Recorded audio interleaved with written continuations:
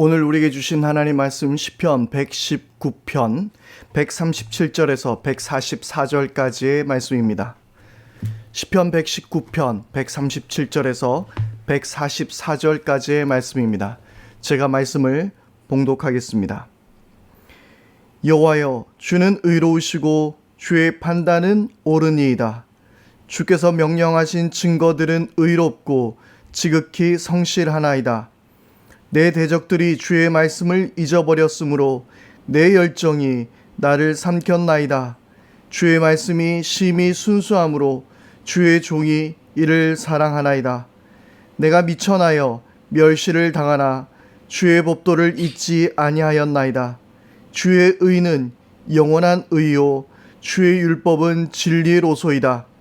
환난과 우환이 내게 미쳤으나 주의 계명은 나의 즐거움이니이다. 주의 증거들은 영원히 의로우시니 나로 하여금 깨닫게 하사 살게 하소서. 아멘. 한 주간이 또 시작되었습니다.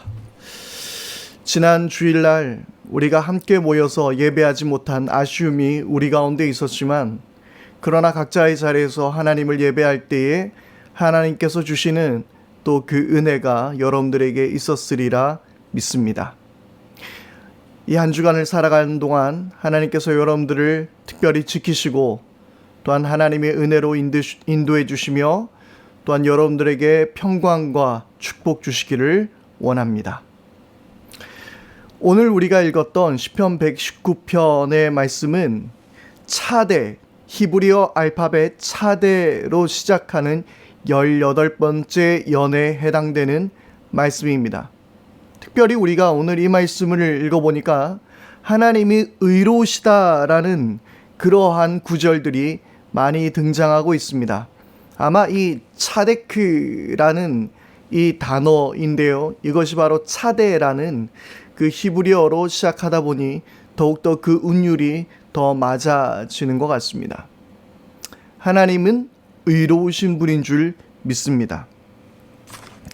하나님은 한 점 어지러짐 없이 정의롭고 공평하신 분이시라는 의미입니다.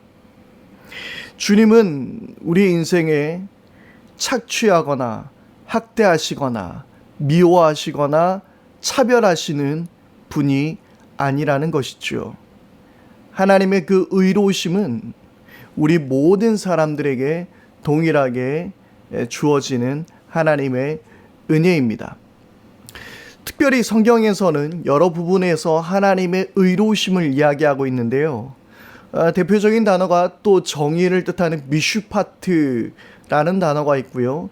그리고 또 오늘 우리가 함께 읽었던 이 차데크라는 단어가 있습니다. 미슈파트라는 이 단어는 우리가 사회적 정의, 최소한의 어떤 정의를 뜻하는 그러한 단어입니다. 그래서 어떤 사회적인 특권층이나 약자들 모두에게 동일하게 적용되어지는 사회적 정의를 이야기하고 있습니다. 그러면 또 체데크라는 이 단어가 의미하는 그 의로움은 그것은 분배적 정의라고도 이야기할 수 있다고 합니다. 그래서 성경은 특별히 가난한 사람들, 소외된 사람들에게 관심이 많이 있습니다. 고아들, 과부들, 그리고 나그네들, 많은 사람들에게 차별받고 무시당하고 버려짐 당하는, 때로는 혐오의 대상이 되는 그들을 향해서 성경은 많은 관심이 있습니다. 특별히 추수 때에 그 추수할 모든 곡식들을 다 거두지 말아야 되는 것은, 땅에 떨어져 있는 곡식을 다 줍지 말라는 것은 바로 그 가난한 자들에 대한 그 성경이 말하고 있는 이 분배적 정의를 우리에게 보여주고 있는 것입니다. 특별히 이 체데크는 그 관계 속에서 정립되어지는 어떤 의로움이라고 말할 수 있습니다. 그래서 홀로 의로운 게 아니에요. 홀로 정의로운 게 아니에요. 나만 맞다고 옳은 게 아니라 내가 옳으면 저 사람도 함께 옳아야 하는 것, 바로 그것이 체데크라는 단어의 그 의미라고 생각할 수 있습니다. 그래서 하나님의 말씀은 의로우십니다. 그분의 말씀은 우리 모두에게 동일하게 적용되어지고 가난한 자 그리고 소외된 자들에게도 동일하게 하나님의 의는 미치게 되는 것입니다. 그런데 요즘에 이런 하나님의 의로우심에 관해서 이야기하게 될 때에 이 사회는 좀 불편함을 느끼는 것이 사실입니다. 왜냐하면 특별히 지금 사회에는 권위에 대한 것들에 대해서 이 권위를 해체하고 그래서 새로운 어떤 그 문화가 생겨나고 있는 것이죠. 그래서 이런 권위에 대한 그것들을 부정하면서 요즘 라떼 is horse 무슨 말인지 아시나요? 네, 라떼는 말이야 라는 의미죠.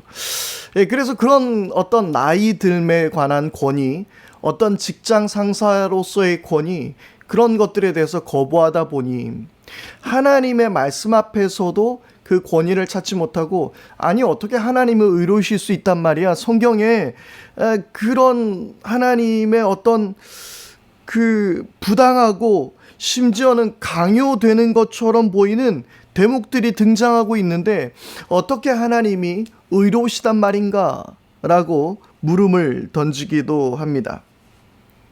그러나 우리가 오랫동안 이 삶의 자리에서 정련되고 참으로 순수한 오늘 140절의 말씀인데요. 주의 말씀은 심히 순수하다라고 이야기하고 있습니다. 그래서 정련되고 참으로 순수한 그 하나님의 말씀을 믿고 의지하게 되었을 때에 우리는 진리를 찾게 되는 것입니다. 142절 말씀이 있죠. 주의 율법은 진리로소이다 라고 이야기하고 있는 것입니다. 하나님의 의로우심은 진리라는 것입니다. 그것을 찾을 뿐만 아니라 우리는 또한 즐거움을 만끽하게 되는 것입니다. 143절 보니까 환난과 우환이 내게 미쳤으나 주의 계명은 나의 즐거움입니다 라고 이 시편의 기자는 이야기하고 있습니다. 그래서 이것이 바로 성경의 우리를 향한 진술이며 그리고 많은 믿음의 사람들의 고백인 것입니다. 그래서 우리는 결국 말씀을 다 사랑하게 되는 것이며 그 하나님의 의로우심을 우리가 모두 함께 누리게 되는 것입니다. 사랑하는 여러분, 우리가 일주일을 또한 살아가면서 하나님의 그 의로우심 앞에서 감사하며 또한 하나님이 의로우셨던 것처럼 우리도 세상 사람들에게 의로움으로 다가가야 할 것입니다. 주일날 말씀드렸던 대로 지금 우리나라는 코로나19 바이러스로 인해서 많은 어려움 가운데 있습니다. 그러나 속속들이 너무나도 듣기 좋은 이야기들이 다가오고 있습니다. 질병관리본부에서 수고하는 여러분들의 이야기들 뿐만 아니라 또한 대구 경북 지역에 의료진이 부족하다 하여 타 지역에서 그 피곤함과 자기의 그 위험을 무릅쓰고 쫓아오는 그런 사람들의 이야기, 그리고 마스크와 그리고 여러 가지 필요한 것들을 나누며 그리고 후원금을 보내주는 여러 사람들의 이야기, 이름 없이 마스크 한 박스를 가져다 놓고 사라진 누군가의 이야기, 이것이 바로 체데크, 하나님의 의로우심을 드러내는 우리들의 모습이 되리라고 저는 믿습니다. 하나님의 의로우심을 누릴 뿐만 아니라 하나님의 의로우심을 또한 이 말씀 속에서 드러난 하나님의 의로우심을 나눌 수 있는 저와 여러분들이 될 수 있게 되기를 바랍니다. 한 주간 주님의 은혜 안에서 승리하며 주님의 의로우심을 찬양하는 여러분들의 삶이 되기를 바랍니다. 함께 기도하겠습니다. 하나님의 말씀은 의로우십니다. 모든 권위가 떨어져 있는 이 땅 가운데 하나님의 의로우심은 참된 진리입니다. 그리고 하나님의 의로우심은 참으로 순수한 의로우심이십니다.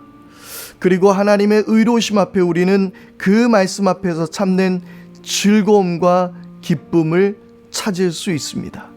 하나님 아버지, 이 땅에서 어떠한 인간적 노력으로 의로움, 공평함 그런 것들을 쫓아가지 않게 하여 주시고 오직 하나님 안에서 발견할 수 있는 그 의로움을 만족할 수 있고 또 그 의로운 대로 살아갈 수 있으며 의로움을 전하며 살 수 있는 저희 모두가 되게 하여 주옵소서. 우리 주 예수 그리스도 이름으로 기도드립니다.